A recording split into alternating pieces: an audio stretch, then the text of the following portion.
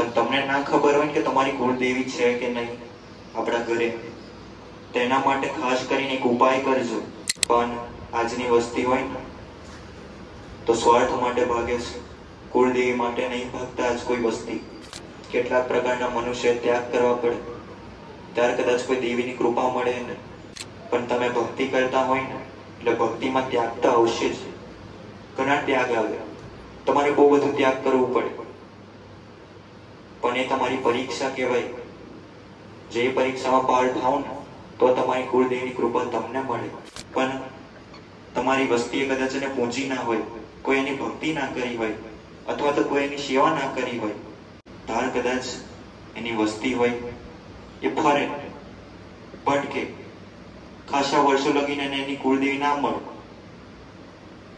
પણ એક કર્મમાં લખાયું હોય કે આટલા સમય લગીને તમને તમારી કુળદેવી નહીં મળે, એટલા માટે એટલા સમય લગીને તમે ભટકો, ભાગો.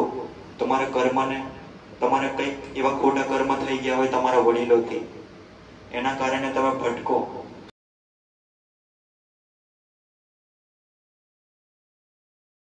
હું ચોટીલાના ડુંગરે બેસનારી, હું ચંડમુંડને હરનારી, હું ભરૂચ ધામ વારી, એવી મારી ચામુંડાના ખૂબ રામ છે. આવેલા સર્વ ભાવિકોને મારી ચામુંડાના ખૂબ રામ છે. કોઈ ઉંમર લાયક વડીલ હોય તેને પણ મારી ચામુંડાના ખૂબ રામ છે. જેમ પોતાની માની ભક્તિ કરી હોય, જેમ પોતાની માની સેવા કરી હોય, એમ કરી રાખજો. પોતાની કુળદેવીને પ્રેમ કરતા હોય, કોઈ ભક્તિ કરતું હોય પોતાની માની, કોઈ સેવા કરતું હોય, કોઈ પોતાના આરાધ્યને માનતું હોય, કોઈ પોતાના કુલદેવતાને માનતું હોય, કોઈ ભગવાનને માનતું હોય, કોઈ પરમાત્માને માનતું હોય, તમે જેને માનતા હોય એને, પણ જેના ઉપર સમર્પણ ભાવ હોય ને, ખાલી એને સમર્પણ ભાવની જોઈએ છે, તમારો ખાલી સમર્પણ ભાવ જોઈએ છે તમારા ભગવાનને. બીજું કોઈ ભગવાન કોઈ માંગતો નથી, ખાલી સમર્પણ ભાવ જ જોઈએ છે. ખાલી ભક્તિ, તમારા અંદર જેટલી ભક્તિ હશે ને, ભગવાનને કહેવાનું કે હે ભગવાન, મને એટલી ભક્તિ કરવાની શક્તિ આવજે કે મારો તારા પર વિશ્વાસ રહે. કોઈ શક્તિ હોય, કોઈ દેવી હોય, કોઈ ભગવાન હોય, ખાલી તમારો ભાવ જોઈએ છે, શ્રદ્ધા જોઈએ છે, એને વિશ્વાસ જોઈએ છે.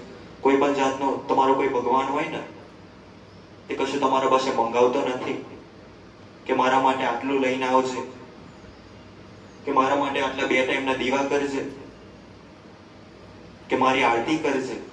આ તો તમારો ભાવ છે, એટલા માટે તમે કરો છો. પણ ભગવાન કોઈ દિવસ તમને એવું કંઈ કહેતા નથી કે મારા પાસે મને આટલું આપી દેજે, કે મારો સારો ફોટો લાવજે, કે પછી મારી મૂર્તિ લાવજે.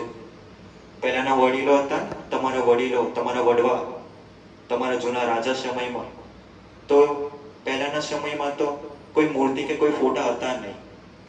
કારણ કે કહેવાય છે ને કે નિરંજન અને નિરાકાર પરમાત્મા હોય, કોઈ દેવી હોય, એમનો કોઈ પણ જાતનો આકાર કદ સ્વરૂપ ના હોય એમનો. તો પહેલાના સમયમાં ખાલી ને ખાલી દીવાની જ્યોતમાં તમારી માતા બેસતી. તો એ ટાઈમ પર કોઈ ફોટાની જરૂર નથી કે કોઈ મૂર્તિની જરૂર નથી. પહેલાના તમારા વડીલો નારિયેળમાં દેવી દેવતાને બેસાડતા. તો આજે પણ તમારે કોઈ પણ જાતની મૂર્તિ અથવા ફોટા લાવવાની પણ જરૂર નથી. ખાલી તમે દીવો કરો ને, તમે ઘીનો કરો અથવા તેલનો કરો, એ તમારા ઉપર છે. કે દેવી દેવતાઓ નથી કહેતા કે તમારો ઘીનો જ કર, કે તું ખાલી તેલનો જ કર.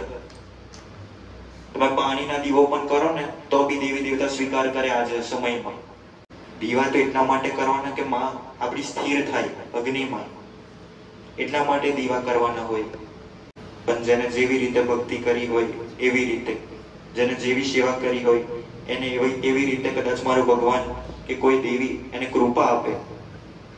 કારણ કે તમારી કુળદેવી હોય ને તો તમારો જ્યારે વંશની શરૂઆત થાય ને ત્યારથી તમારી સાથે સાથે જ હોય. તમારી જ્યારે વંશની ઉત્પત્તિ થઈ હોય આજથી હજારો વર્ષો પહેલા, તમારી વંશની જ્યારથી ઉત્પત્તિ શરૂઆત થઈ હોય ને ત્યારથી તમારી કુળદેવી તમારા સાથે ને સાથે હોય. પણ તમારી વસ્તીએ કદાચ એને પૂજી ના હોય, કોઈ એની ભક્તિ ના કરી હોય, અથવા તો કોઈ એની સેવા ના કરી હોય, તાર કદાચ એની વસ્તી હોય એ ફરે ભટકે, ખાસા વર્ષો લગીને એની કુળદેવી ના મળે, પણ એ કર્મમાં લખાયું હોય કે આટલા સમય લગીને તમને તમારી કુળદેવી નહીં મળે, એટલા માટે એટલા સમય લગીને તમે ભટકો, ભાગો, તમારા કર્મને, તમારે કંઈક એવા ખોટા કર્મ થઈ ગયા હોય તમારા વડીલોથી, એના કારણે તમે ભટકો. પણ કોઈ પણ જાતનો તમારે આજે ભટકવાની જરૂર નથી. તમારી કુળદેવી તમારા પાસે ના હોય ને, પણ તમારી કુળદેવીને ખબર હોય કે આ મારી વસ્તી છે. ભલે તમારી કુળદેવી આજ તમારા સાથે ને સાથે જ હોય, તમારા ઘરે જ હોય, તમારા ઘરના ઉંમરે જ ઊભી હોય, પણ તમને ના ખબર હોય કે તમારી કુળદેવી છે કે નહીં આપણા ઘરે. તેના માટે ખાસ કરીને એક ઉપાય કરજો. તમારા ઘરમાં પહેલા તો એક આંધળો દીવો કરવો તમારી કુળદેવીના નામ પર. એની આગળ 5 જાતના ફળ મૂકવા અલગ અલગ રીતે. એને ઘીની જે લાપસી આવે ને એને જમાડવી, તેલમાં જમાડો, ઘીમાં જમાડો, પણ અગ્નિમાં એવી રીતે કરીને જમાડવી. તમે આટલું ખાલી કરો ને તમારી કુળદેવીના નામ પર. પછી એને દરરોજ પ્રાર્થના કરવાની કે માં, કોઈ તમારી કુળદેવી થતી હોય તો મને કઈક રીતે અનુસાર આવે. તો તમારી કુળદેવી તમારા સપને આવીને તમને કહી જાય કે હું તારી કુળદેવી થાઉં. પણ તમારે આવા થોડા ઘણા ઉપાય તમારા ઘરે કરવા પડે. તમારે કોઈ ભટકવાની જરૂર નથી બહાર. તમારી કુળદેવી હશે ને એ તમારા પાસે જ છે, ખાલી તમને દેખાતું નથી. એટલા માટે ખાસ કે આપણી માં છે ને એને તમારા હૃદયમાં શોધવાની કોશિશ કરો. પહેલા એને હૃદયમાં બેસાડો. હૃદયમાં બેસશે ને, હૃદયમાં પહેલા મંદિર બનાવો, પછી બહાર મંદિર બનાવજો એને. પણ પહેલા તમારા હૃદયમાં શોધો. તમારા હૃદયમાં જ બેઠી છે. એટલા માટે તમારે કોઈ બહાર ભટકવાની જરૂર નથી. આજે કોઈ મંદિરે ફરવાની જરૂર નથી. તમારી કુળદેવી છે ને એને ખાલી ભાવ જોઈએ છે. પણ આજની વસ્તી હોય ને તો સ્વાર્થ માટે ભાગે છે, કુળદેવી માટે નહીં ભાગતા આજ કોઈ વસ્તી. તો આવું કહું છું માતા કે કદાચ તમે કુળદેવી માં માટે ભાગજો. આજ કોઈ તમને બચાવવા નહીં આવે, પણ તમારી કુળદેવી એ જ તમને બચાવવા આવશે. એટલા માટે કુળદેવીનું મહત્વ છે. ખાલી તમારા ઘરમાં કુળદેવી તમે સંભાળી રાખો ને તો ખાલી એની એક એવી કૃપાની નજર પડી જાય ને તમારા ઘરમાં તો તમારું ઘરમાં કલ્યાણ કરી નાખે. એ કુળદેવી તમારી વંશની ઉત્પત્તિ કરે એ કુળદેવી કહેવાય. તમારા ઘરમાં તમારો સંભાળ રાખે છે તમારી કુળદેવી. કોઈ બીજું સંભાળ ના રાખે. આજ કોઈ મનુષ્ય તમારો સંભાળ નહીં રાખે, પણ તમારી માં તમારું સંભાળ રાખશે. એટલા માટે જેમ બને એમ ભક્તિ કરો, કર્મ કરો. જેને જેવા કર્મોમાં લખાયું એને ત્યારે જ મળે બધું. પણ તમારા હાથમાં છે કર્મ. તમારે કેવા કરવા, સારા કરવા, ખોટા કરવા, તમારા હાથમાં છે. પણ જો તમારી કુળદેવી તમને ના ખબર હોય કે આ મારી કુળદેવી થાય તો તમે આવો ઉપાય કરી શકો. કોઈ તમારી પેઢીની માતા તમને ના ખબર હોય તો ઘરની બહાર 5 અગરબત્તી કરવી કોઈ પણ તમારી પેઢીની માતાના નામ પર, કે જે પણ કંઈક માં હશે, ખાલી 5 અગરબત્તી તમે ઘરની બહાર કરો ને કે આ મારી પેઢીની માં જે પણ કંઈક હોય તે તમને સપનામાં આવીને કહી જશે, કંઈક અંસાર આપશે તમને. પણ એ અંસાર સમજવા ખૂબ જરૂરી છે. તમે એ અંસારને સમજો ને, સપનામાં કોઈ અથવા અંસાર આપી જાય તમને કોઈ અડધી રાતે જગાડે, એવા કોઈ અંસાર મળે ને તેને ઓળખવાનો, એને સમજવાની કોશિશ કરજો. શું બધા સપના કાલ્પનિક નથી હોતા? શું બધા સપના તમારા કાલ્પનિક હોય? સત્ય હોય સપના પણ. દેવી શક્તિ છે સપના આપે ને તમને 3 થી 5 ના સમયમાં, એ સત્ય સપના હોય, જૂઠા ના હોય. પણ તમને સપનાની ઓળખાણ હોવી જોઈએ. તમને કોઈ સપનામાં આવે ને તમારી કુળદેવી, કોઈ ડુંગરો બતાવે ને માં હોય ને કુળદેવી હોય, કુળદેવી કદાચ સપનામાં આવે ને તો કદાચ કોઈ મારા જે ચામુંડા હોય તો એનો ડુંગરો બતાવશે, ચોટીલા બતાવશે, કોઈનો વાહન હશે સિંહ એ બતાવશે એના સપનામાં. એટલે આવી કુળદેવી હોય ને કોઈ વાહન બતાવશે તમારે, જેના પર બેસે ને એનું વાહન બતાવશે તમને, તો તમારા મગજમાં આવવું જોઈએ કે આ મારી માં છે, એવું તમને ખબર પડી જવી જોઈએ.